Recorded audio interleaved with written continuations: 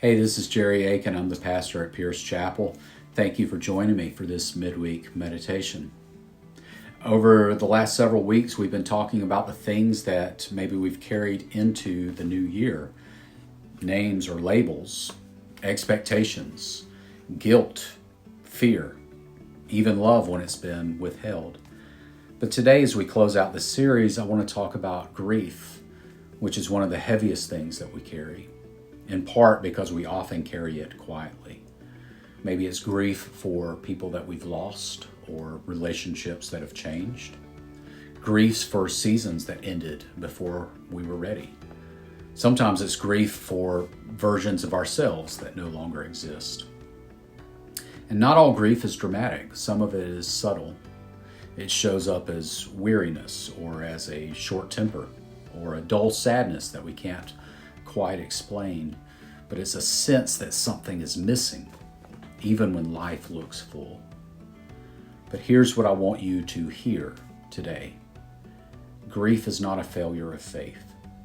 In fact, grief is often the clearest evidence that our love was real. We grieve because something mattered, because someone mattered, because God created us with hearts capable of deep attachment. And even Jesus himself grieved.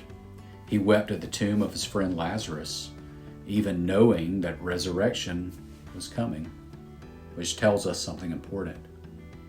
Grief and hope can coexist in the same moment. Faith doesn't cancel sorrow, it holds it. So let me invite you into this moment of honesty. What grief are you carrying? Not the kind that you can talk about easily, but the kind that maybe lingers beneath the surface. You don't have to rush this or explain it. You don't have to carry it.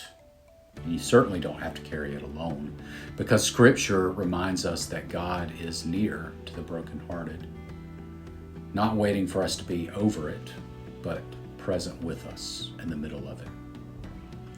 So as you move through this week, may you treat your grief with gentleness.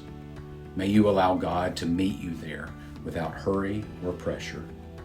And remember, what you carry in grief, God carries with you in love.